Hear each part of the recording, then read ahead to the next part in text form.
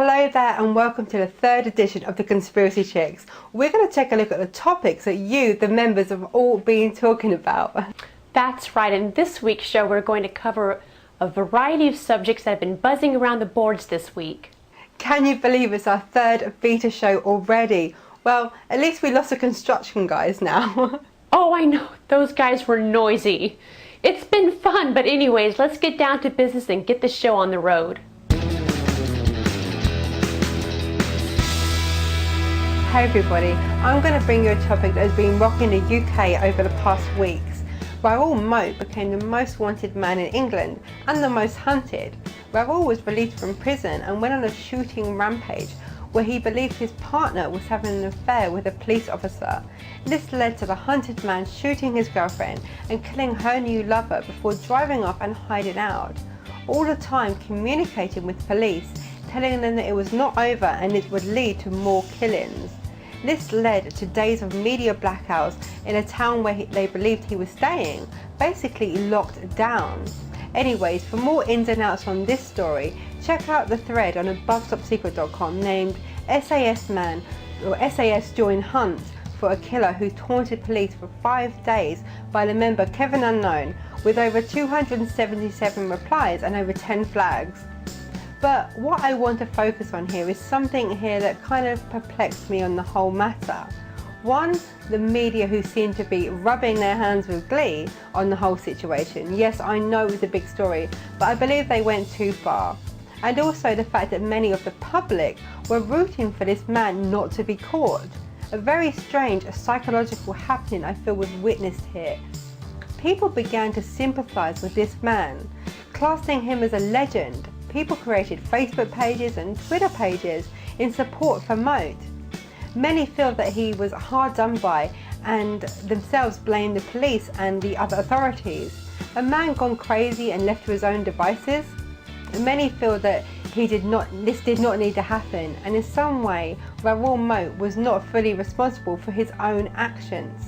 He came out of prison to find his girlfriend with someone else, his children with social services, no home, and lost the plot. But the fact is that he chose to break the law that made him end up in prison in the first place. We have to remember that millions of people are in prison and lose their loved ones or their relationships, and this does not lead them to go on a shooting spree. Raoul was found after being tasered within a 6-hour standoff with police. He killed himself. Most of this being witnessed on UK news channels, and also not an approved action by the Home Office. His family feel that it was almost a public execution, and many questions are now being asked.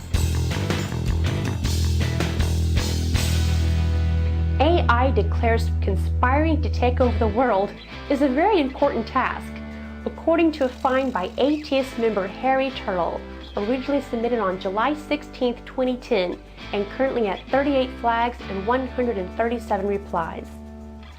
One interesting fact to note concerning the AI is that it has not been programmed in terms of its specific dialogue. Instead, it is simply fed a diet of material that includes various photos, documents, recordings, etc. So we move on to the footage of the interview with the android, where the interviewer asked the robot about human friendship. The reply, "Let me say, friendship is when we team together to accomplish something important, like building a better future, or conspiring to take over the planet." Now at first glance, this doesn't seem too insidious. Just some random ramblings from an artificial intelligence that has been fed material, right? Well, not quite. The curiousness of the above reply stems from the developer of AI, who has some pretty deep government ties. Harry Turtle asks, did a secret slip out from those behind the project? ATS members Roth states this should be no surprise, and that like a child emulating its parents, the AI's response is a reproduction of humanity's own consciousness and actions, such as our constant quest for domination of others throughout history. Or in a sense, this is reminiscent of the Webbot project that scours information on the web in order to explore trends and offer predictive results stemming from the united consciousness of mankind. You can read more about this topic and all the speculation it entails in the link below. Oh goodness, nukes, nukes and more nukes. That's the title of a top thread on AboveTopSecret.com this week. The thread has over 64 flags and over 30 stars and is also authored by the member TB Nation. So what's it all about? The member TB Nation came across a website that contains a video showing all the nukes that were detonated between 1945 and 1998. The man that produced this video is called Izio Hashimoto. The video shows on a map how many nukes each country have conducted. It's very impressive, but at the same time rather frightening. Viewing the video, America seems to be very lit up, and some question after viewing this if it could be the reason for the upsurge in illnesses like cancer. 2,053 nukes were set off, which is an alarming number and makes me wonder if some of the recent strange weathers we have all been having is the Earth actually fighting back. And this is not even touching on the nukes since 1998. Now I would be very interested to know how many have been detonated since then, or the ones that have actually not been counted, as I'm sure there is a good few of them too. The member Together We Stand brings up a very important question. He asks, is there still radiation emitted from these recent tests? The member Sinister Class believes so, stating that the stuff that got radiated is still a hazard and the particles as small as a grain of sand could travel the globe. Whoa, not what I wanted to hear, and that's for sure. Though others disagree and believe that we are more at risk from the whole BP shenanigans. See, I had to bring PP in there somewhere, I'm sorry. Again, this is pretty alarming and something I believe we all need to look at. It's our future and our children's future that will be affected. ATS member Live Forever 8 authors the topic Busted by YouTube. Video seen by over 2 million proves police officer who claims cyclists ran into him was lying. Posted on July 14, 2010, and currently at 73 flags and 138 replies. The original incident occurs in 2008 during an activist bike ride in New York City. A law officer assigned to the area claimed a cyclist rammed into him with his bike, which resulted in the cyclist's arrest. However, camera footage recorded by a bystander proved the officer's testimony false and that the officer was actually guilty of ramming the cyclist. The cyclist was then acquitted of the false charges and received $65,000 in compensation. As for the officer, he resigned from the police force in shame, and the result of his own trial barred him from ever returning to the force. Of course, such topics bring to light the vital importance of camera footage that serves as an eyewitness in this technological age. ATS member Ask the Animals points out the conspiratorial spin that this is why so many areas are pushing for laws, if they have not passed them already, that make it illegal to film police officers in the course of duty. Indeed, the increase of portable recording technology certainly seems to be evening up the odds a bit when it comes down to a citizen's testimony against the word of the officer. Sit tight as we have more news on this topic coming up. To follow this topic, please check out the link below. Is this the truth they have tried to keep from us? Our whole life we have been warned that sunlight causes cancer. Is the real truth here that in fact sunlight is not the cause?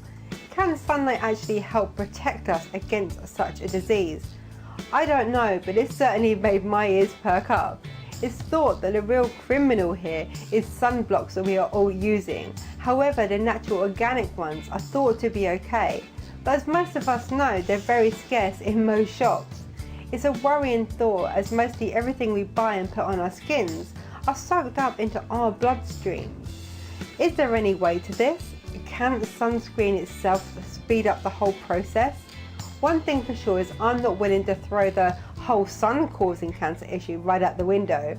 I do fear that sunscreen may be a potential issue in aiding it though, and from any form of radiation is a possible culprit for causing any form of cancer, that I'm very sure of. This very topic was brought up on Above Top Secret by the member Revere in the thread entitled "Sunblock Does Not Cause Cancer," with over 69 flags and more than 20 stars. So it's definitely a topic that we're all thinking about, and one that does concern us all. One thing to query here is that really the UVA and UVB damage that causes such illnesses. So is this just a little bit of propaganda? This claim was made via a video that you can watch on the thread and encourages us to even use tanning booths. The video claims that the 5 most used ingredients in sunscreen are the ones that cause cancer. Though this seems like new information, it turns out really not to be. Over the past 5 years, there was an article called "The Healing Power of Sunlight," an article or an interview with Dr. Michael Hollick. So much information and so little time to cover it all. I honestly believe that overexposure to anything is a bad idea. Eat right and do everything in moderation would be my advice here. It worries me, and I look more into the natural products that are available out there for us all. I think we should all check the labels and what we're all using. Heck, we only have one life and one body to live it in.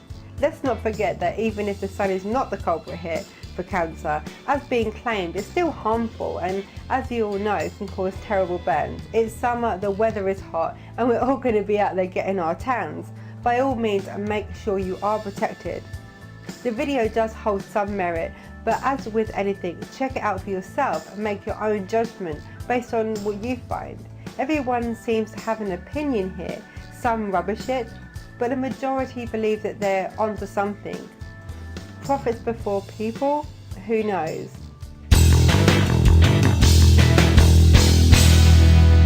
Let's go back to the subject of filming officers in the line of duty with a topic submitted by ATS member Psycho Ops. The topic is entitled "Congressman Introduces Bill to Protect Citizens Who Videotape Cops," submitted on July 16th with 42 flags and 31 replies.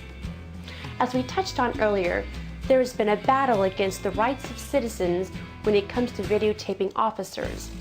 Although video footage has proven useful in reaching the truth on many occasions, some who film officers have been met with felony charges for illegal wiretapping. Of course, this is a perverse interpretation of the laws concerning wiretapping, and many have claimed that such laws are completely irrelevant to camera-carrying citizens. One New York congressman agrees to such an extent that he has introduced a bill to protect citizens who find themselves faced with felony charges for filming officers. The logic is that wiretapping laws are only relevant if there's an element of privacy that is assumed. However, since police officers are engaging in public duties, he argues, there should be no element of expected privacy. From the citizen's viewpoint, this bill sounds like fantastic news. However, ATS member Jam 321 points out a possible loophole upon examining the proposal's wording, in that citizens are allowed to film unless it interferes with the officer's discharge of duty.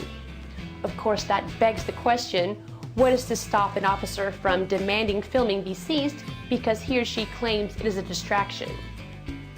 An excellent point is also raised by Myron Brown when he states it shouldn't even be necessary to create laws in order to ensure that legal activities are indeed legal. In other words, how did we get things so messed up that we have to pass laws to protect what should already be legal? Lots more information can be found at the link below. We welcome you to check it out and join in the ongoing discussion.